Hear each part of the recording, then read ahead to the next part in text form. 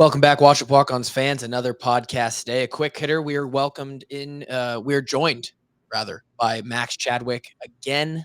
Got him earlier this spring, late winter, early spring before the draft. Max, you joined us to talk about Cooper DeJean, a couple draft picks for the Hawkeyes, the Caden Proctor madness that was going on between Iowa and Alabama back then. Now we are deeper into the summer. Welcome back to the show. First of all, thank you for being here. Yeah, that's right around again, man. Do you just do this all day? They send you all over the place? Hey, here's 6 links for the day, and this is where you jump in? It's a lot of times, yeah. A lot of times Dave just sends me, hey, you're going on this day, this day. So I usually do a couple or a few of them a day. And in between that, I have obviously all the articles I got to write and the shows, our own shows that we got to host at PFF. So, yes, it's a lot of fun. I'm never going to complain about, talking college football with anyone I can, obviously. So I'm always grateful to be on some of these things. I have tons of friends who love college football, probably more than I do. I played college football. I'm probably not nearly as much of a fan or like a college football guy as a lot of like maybe you or some of my buddies are. It just seems like it could be exhausting, but we're in an exciting time of the year. And I guess right now is about when it actually starts to get maybe more fun to talk about. The last couple months on our show, and I don't know about your show, Max is the host of the PFF College Football show. Is that correct? Yeah, correct. Got it. Last few months have been a little dry on the content. Is that dead season? Yeah, I actually would maybe push back on that a little, for at least for us, because the college football video game came out, so we had a lot to talk about with that, fortunately. So that's also a blessing, right? Because I think there's so many people now that, like you said yourself, like I'm not really a huge college football guy, but everyone's playing this video game, it seems like now. And now I feel like everyone's kind of heading into the season with more knowledge about, okay, who are the players to know all that than ever before, which I think is great, that people are even more so care about college football. So, I mean, yeah, last few months we've been trying to, just a lot of rankings. Honestly, It's been a lot of, top 10 quarterbacks, literally every position you could think of, we ranked the top 10 at. Sure. And then also like top 10 units, Long right? No, we haven't done long snapper. We didn't. Come on. That's me. I was that guy. Come on now. We actually have long snapping metrics at PFF, so we could do it. You? We do. So we could do it, but we are currently just trying to get as many views as possible. And unfortunately, I don't know if the long snapper video would do that well. Maybe it would. Maybe it would pop off. People would love that. But we haven't done that. Let me pump it, man. I got a little bit of a following. I think we could get some views on that. All right, I'll talk to my guys and see what we could do. Honestly, I could help out too if you need some. I'm not as tagged in as I used to be. I used to know, obviously when I was playing, I knew every other guy. And some of them actually personally, and a lot of the better guys around the country. But I could get back into a little research. Right. Yeah, I'd love to do that, man. Let me get nerdy on that for a second. Who do you have, and what do you know, or do you actually understand any of those long snapping metrics that you guys have, or? Yeah. So what are those? What do you guys go off of there? Let me pull it up right now. So I would love to see what that looks like. A lot of them is like accuracy metrics. So like we judge. I don't personally don't do any of the grading, so I can't tell you exactly what they look at. But what I know they look at is some of the accuracy of it. So like if it's obviously like like in the pocket, like where you wanted to have it, or if it's too high or if it's too low. So obviously you get a negative grade if it's inaccurate. I believe we time it as well. So it's also like time from snap until it hits the holder or punter's hands. What's that timing like? So a lot of that basically. And also like we grade, say on punts, we grade, does a long snapper get downfield, make the tackle? Like he gets a positive grade for that as well. So I love there's a lot that goes into it, honestly, more than I would anticipate for long snapping stuff. But yeah, we literally, when we say we grade every player and every play in every game, we're not excluding, special teams guys either. So we do have long snapping metrics that are pretty fun to look at. That's really funny to hear, because essentially what you described there, and I've probably mentioned it a couple times over the course of us doing the show, but it's essentially how I would go in after each game and grade myself. And it's not like I'm giving myself like a PFF grade of like I graded out at like 87.6 last game, but it was essentially like, it was more of like those college classes that don't really matter. You get a satisfactory or a non-satisfactory. Sure. It's a pass fail. And we were just trying to figure out if I was passing or failing. It's really funny though to hear that. It's essentially just like a strike zone, the speed.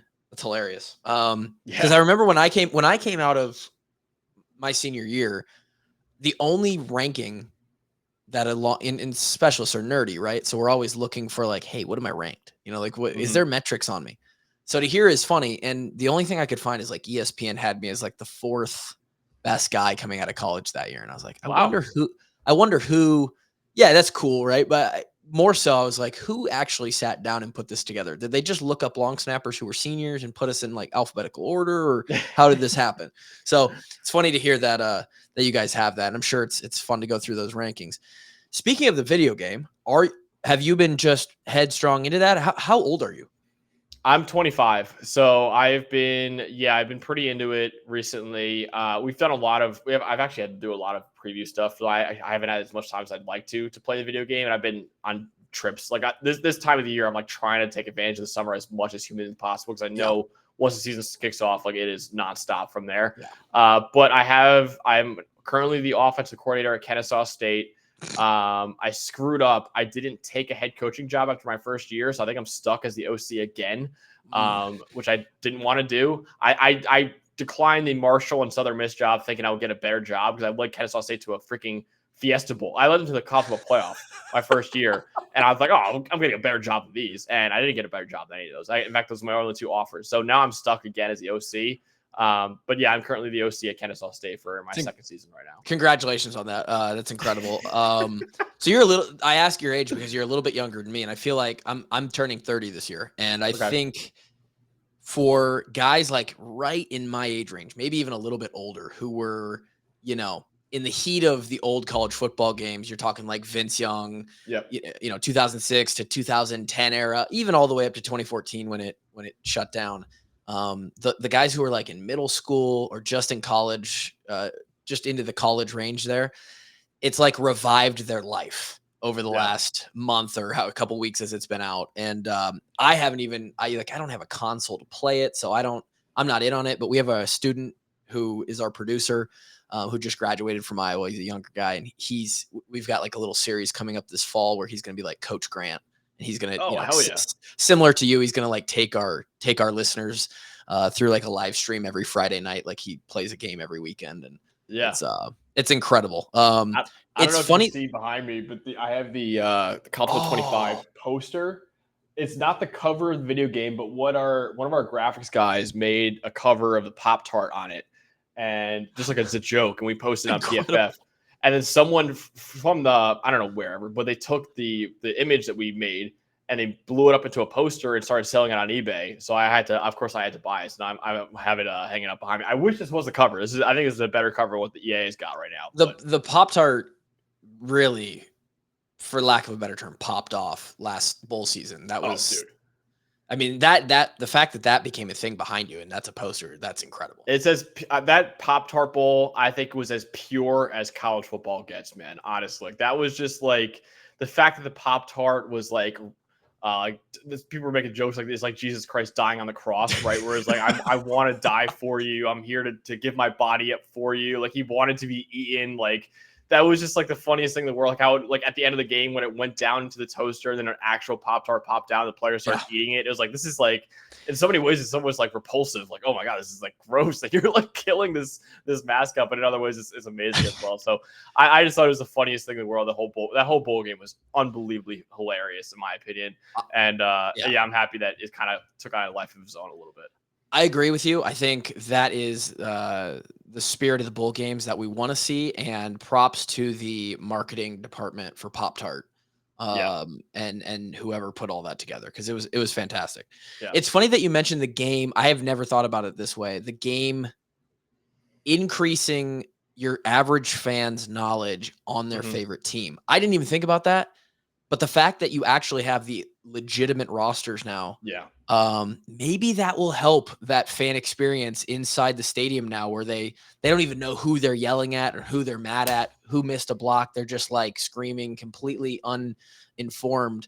Now at least maybe they'll know the players because they've played with them on the game. So yeah, I mean, look at it. I mean, like, yeah, exactly. Like, I feel like everyone in the country knows Will Johnson now. Like Will Johnson, the Michigan corner, it's like he's the highest rated player in the game. And now like your average fan now, because like before, like in the old college video games used to be CB number 2 for Michigan, right? And then like you deduct, obviously, okay, that's supposed to be Will Johnson and all that. But now that you have this NIL, now you have the actual names in the game.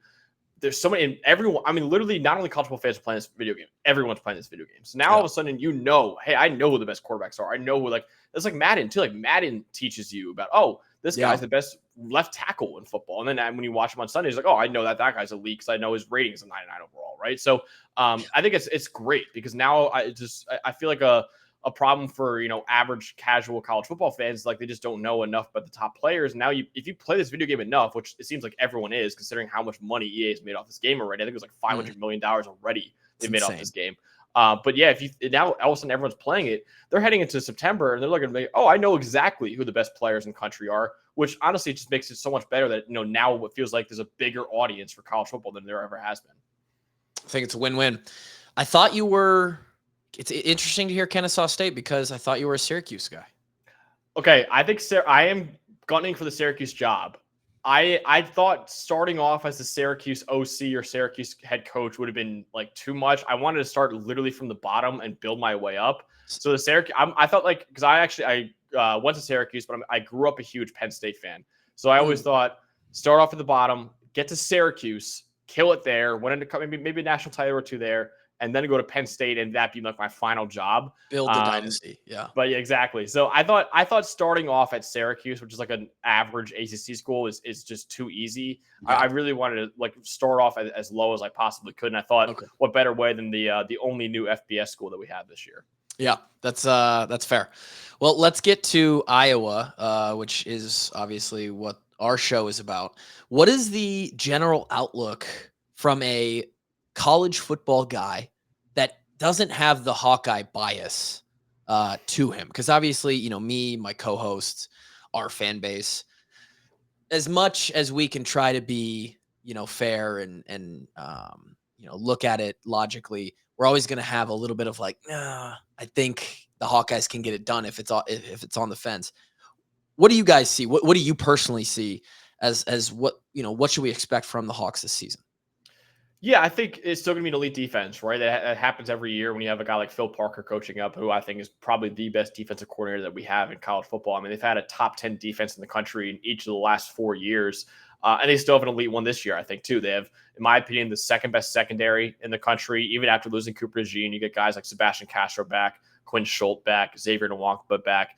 They're loaded on defense in the secondary. And then the linebacker unit, I think, is also the second best linebacker unit in the country as well, with guys like Jay Higgins there, as well as his absolute superstar. So I think that the second and third levels of the defense are absolutely elite. And I think the defense will continue to be really, really well coached up by Phil Parker, and they have superstars on that side of the ball. The question, as it always has been for Iowa, is the offense. Now, there is some reason to be optimistic about them not being absolutely abysmal like they were last year, namely the hire of Tim Lester as the offensive coordinator. You get rid of Brian Ferentz, who, call it what it is. It was kind of nepotism that he was the OC in the first place, right? Kirk Ferentz's son, and he obviously did not do a good job at all of being the offensive coordinator at Iowa.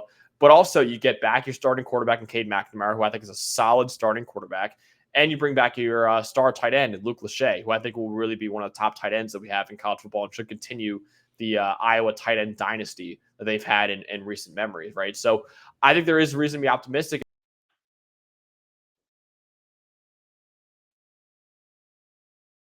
I'm not going to say they are going to make the play. Their schedule is manageable, man. Really. I mean, they avoid Oregon. They avoid Michigan. They avoid Penn State. They avoid USC. They play Ohio State, which is probably the one game where I'm like, okay, they won't win that game. But all 11 other games are certainly winnable on their schedule right now. So I was consistently like a top 20, top 25 team because of that defense. And if the offense improves at all, and with that schedule, I mean, yeah, they could win 9-10 games this year, I think. And if you win 10 games in the Big Ten, you're pretty much guaranteed a playoff spot.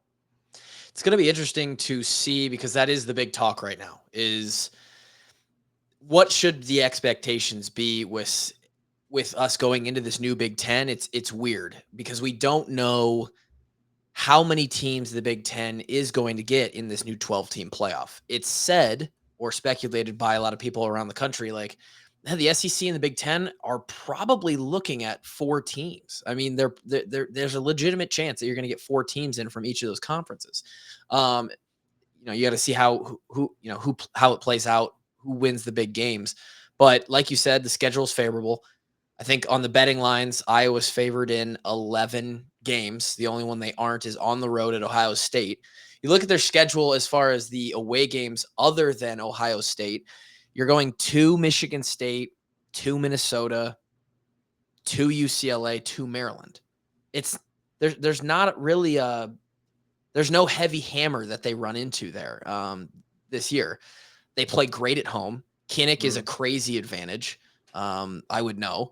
And, maybe personally, I look at this best, and maybe this is some Iowa bias too, but I look at this schedule and I think Iowa State might be the linchpin here. I mean, like, quite literally, it's always a tight game. Iowa State is it's just because of that rivalry, and it's because it's early in the season. It's always going to be close. And if you can, chalk that Ohio State loss up, if you can get by Iowa State, you might have enough momentum there to go 11-1, which almost certainly locks you into the college football playoff, potentially the Big Ten championship, which is weird that we're now talking about a playoff spot before a conference championship spot. And then 10-2 might do it. And so, maybe they can slip up there. I think for Iowa, especially with the reputation, sort of, the story of their offense and maybe how people view them nationally, they're going to have the right loss to get in with, being 10-2. But it'll be interesting. As you mentioned, though, Lester, McNamara, Lachey. I mean, this offensive, that we're putting out there, both coaching and players, looks pretty different compared to what we had on the back half of last year. And not to mention, and this might go really underrated, maybe even for you guys. I know you guys have probably put out the offensive line rankings by now, and they probably don't get a lot of credit just because they haven't been great. They haven't been, there's been no studs like a Tristan Wirfs or a Tyler Linderbaum the past couple of years, but the offensive line is veteran. I mean, I don't know how many offensive lines in the Big Ten are returning more starts than the Hawkeyes. And that doesn't mean everything, but I go down the line here, and these are names that in Iowa country, people know. Mason Richmond, Bo Stevens, Logan Jones, Connor Colby, and Jennings Dunker, who was sort of a backup last year, a swing guy. Redshirt senior, redshirt junior, redshirt senior, redshirt senior, redshirt junior. And some of those probably have a COVID year in there, so they're like a sixth year. I don't even know. I'm confused on all the COVID years at this point. It is a very veteran offense outside of two receivers. You get the grad transfer quarterback. You get you got a grad transfer fullback. I mean, this offense is incredibly veteran. Is it, over here in Hawkeye country, is it wrong to think that if we have the 90th best offense, could we be dangerous to anybody because of that defensive side of the ball? And I don't know what the numbers say from you guys, and I don't know what even we should expect. What would be a good jump when you're the worst offense in the country? But from our side, I think we have a lot to be optimistic about, and I don't know if that's how the outside feels too, but I wouldn't want to be a team that runs into Iowa this year. I know that. No, I don't think anyone wants to run into Iowa. I think that because of that defense and because of how well coached they are, that they're always going to have an elite defense. And anytime you have that, man, I mean, that's the one problem, though, with Iowa, too, is that, like, okay, yeah, they are on paper better than a lot of their teams on the schedule. But if the offense doesn't improve, then all of a sudden you're playing in, like last year, like a 14-7, 10-7 type game. At that point, it's a coin flip, right? Because at that point, one touchdown can win the game. And so that's the problem, is that, like, okay, yeah, you are on paper better than a lot of the teams on the schedule, but will you be able to win every coin flip game if every game is one possession because your offense just simply can't score, right? So that's the problem. And I think the big question is, can they just creep back towards average? I'm not talking about, Iowa does not have to have an elite offense by any means, but if you can creep back towards average, maybe get like a top 75 offense in there, top 70, right? Then we're talking about a legitimate team that could compete for a playoff spot. And I think that's another thing is a really good point by you, is that the committee is not just, qualifying for the playoff. The committee has to put you in the playoff, right? So if Iowa goes 10-2 for some reason, and the committee's like, okay, we have a 10-2 Iowa and we have a 10-2 ACC team and a 10-2 Big 12 team. If you're deciding between the three of them, they might go with the sexier team, right? In the ACC or Big 10. We've seen that happen before, even last year, right? Where Florida State, by all accounts, should have been in the playoff with a 13-0 record, and they left them out because they wanted to go for ratings. And unfortunately for Iowa, with how bad the offense has been recently, the ratings probably wouldn't be great. But just in terms of talent, though, like I'm with you, man. If they go 10-2, I mean, last year, every 10-2 Power 5 team would have made a 12-team playoff besides Oklahoma. And now all of a sudden, the SEC and Big 10 are now seen even more so as miles ahead of the ACC and Big 12. So I think 10-2 in the Big 10 and SEC, 10-2 basically guarantees you a spot, I think, in the playoff. It's when you get to the 9-3, then it gets a little hairier. And then all of a sudden you're comparing a 9-3 to a 10-2 Big 12 or ACC team, and that gets a little tough. But if they win 10 games, though, absolutely, I think Iowa should expect to get in the playoff this year. You're gonna make people excited about that, I will bring people back down, because here's the thing: you mentioned that super quantitative term, sexy. Iowa, even when they are good and sexy, self-proclaimed nationally, just maybe the least sexy team that there is. And so you're right. You start to look at those same record teams where there's no common opponent, and you're like, well, now we have to compare their losses and their wins. That's going to be tough when you go back to the schedule that we just talked about. You're like, okay, who's the great wins then? Like, where are the great wins? Okay, well, maybe if you don't have great teams on your schedule, you can win by a lot of points. Iowa doesn't do that. Yeah. It may come down to, if they have two losses, let's say it's Ohio State and, I don't know, Wisconsin or somebody. Can you keep the game close against Ohio State? Can we not get blown out like they have in the Big Ten Championship 2 of the last 3 years, like they did at Ohio State? Gosh, was that 2 years ago? Last year, 2 years ago? And I know Ohio State is just looked at as this like superhero team this year. From your standpoint, knowing what Ohio State has firepower offensively, can the Iowa defense keep it close in that game? I think it's certainly possible, for the reason that I think Ohio State is going to be very much reliant on the run game. And anytime you rely on a run game as an offense, you might not be putting up, like Ohio State very much could still put up 45 points per game. I'm not saying they can't, but it's not like a Washington last year where it's like, okay, quick hitter, 75-yard touchdown, bang, and the 80-yard touchdown, bang. Like, it's not like that. It's more like, I think Ohio State's going to be really methodical as an offense this year because of that elite rushing attack. Yeah, elite rushing attack they have. And that could, in turn, make it more of a low-scoring game. Now, Will Howard's still a good passer. Ohio State still has an elite receiving core with Emeka Egbuka, by all accounts, might be a superstar already in Jeremiah Smith as a true freshman. He was the #1 recruit in the country, and he looks unbelievable already in everything I've seen from him. So he could be an immediate impact player. But I think with Quinshon Judkins and Travion Henderson, this is going to be a really run-reliant team. And Iowa in history has really defended the run pretty well. Now, I'm not saying Iowa has a chance to beat Ohio State, because I think Ohio State is, I think they're the best team in the country. I'm picking them to win the national title this year. But I do think, like, that's a great point that you just made right there, where it's like, if they can keep it close, if they can keep it to 14 or fewer points, then if you go 10-2, you look at that and they go, okay, Ohio State's our #1 team in the country, and they lost by 14 of them. 10-2 Iowa against a 10-2 Big 12 or ACC team, that we should probably give the nod to Iowa there. So that's gonna be really, really interesting. And even if they go 10, like a 10-2 record might be also good enough to get into the Big Ten title game too, right? So if you get into the Big Ten title game, that could be good too. So that's a really interesting point that I think, losing to Ohio State's almost a given, but by how much is a big question, honestly. Unless there's a lot of parity with 18 teams, I think it's going to be tough at 10-2. It would have to be through a tiebreaker. And it could be, and I think I saw something how it might come down to a coin flip at some point. But you've got Oregon now in the Big Ten. They're supposed to be really good. Gabriel is like, I don't know, maybe one of the best quarterbacks in the country. It's going to be tough to see, assuming that Ohio State is the first team in. Oregon, Michigan is sort of a question mark, I think, in a lot of ways. But Michigan, Penn State, Oregon, all losing 2 games. And then Iowa somehow getting the nod over those 2 or 3 teams that are also 10-2.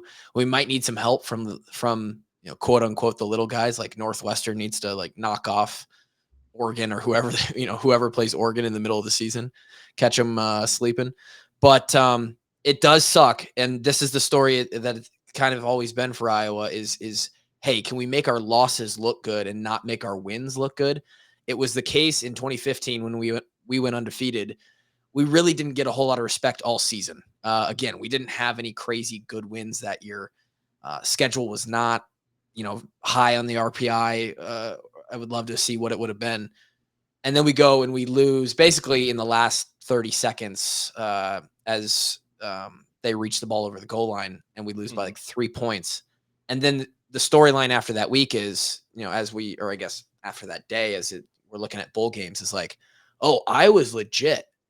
They only lost to Michigan State by, in the last minute of the game. We're like, well, what about the 12 wins we put together? Does anybody respect those that we just? So it's just the way it is.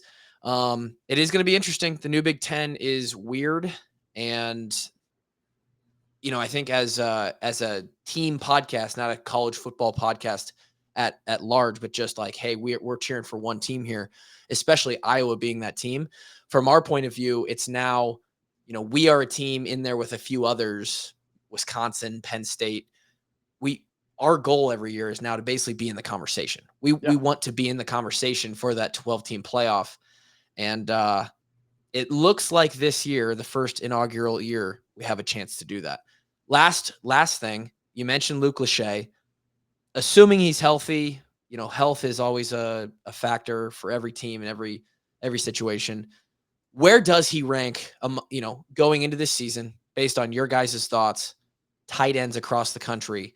Is he top 5, top 3? Where's he at? I think I put him top 10, back half of the top 10, only because of the injuries. Ooh. And yeah, I know Ohio fans aren't going to like me for that. I think he'll come out and surprise people, and that'll change quickly. I think so too. I think that is one of those where I put him I think I put him at 9 or 10, and then I've read when I put it down, I was like, I know he's gonna make this look wrong, but it's a combination of a couple of things. I think one of them is that one, the health, right? He missed a lot of time last year. I did a lot of tight ends actually. If you look at my top 10 tight ends list, I think 6 or 7 of them are coming off season-ending injuries, right? So it's kind of insane, how much a tight end position has been banged up last year as well. But I think the other thing is that when he was healthy, he was behind Sam Laporta on the depth chart in 2022. He looked really, really good as a backup tight end. Don't get me wrong. He made a lot of great plays, which is why we're so high on him to begin with, going into this year. But he didn't have the pure numbers that other guys did to warrant a top 5 spot. Now, I'm not saying the ceiling is not top 5. I think it absolutely is. I think this guy, like I said, he could be the next Kittle, Hockenson, Laporta, Fant, right? Like that. He is a really special talent. I think he could be a top 5 tight end in next year's draft. Absolutely. Or even higher than that, honestly. But I just think the production, I weigh production very, very heavily into my preseason rankings. And he just, because of the injuries and because when he was healthy, he was behind Laporta on the depth chart. That's why he was back half the top 10. But I am fully admitting that he could absolutely make that look very wrong by the time the season's over. It's a fair grade. I think it's hard. And I probably, if I were to do rankings as well, would base a lot of my stuff on what they've done, not what they could do. And I think a lot of Lachey, and it's a lot of the reason why Hawkeye Nation is excited, is because a lot of his hype is projection. It's his potential. It's the flash that he's given us of what if he could do that for a whole season.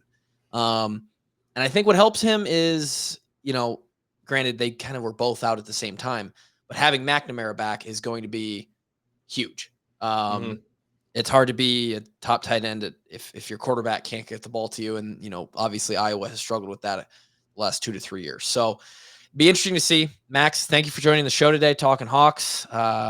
You can come back anytime. Maybe we'll talk after the season, talk about some of these projections that we shot out and see how close we were. But thank you for coming on the show today. Yeah, thanks for having me, man. Everybody, thank you for listening to the show. We'll be back again next week. Until then, peace.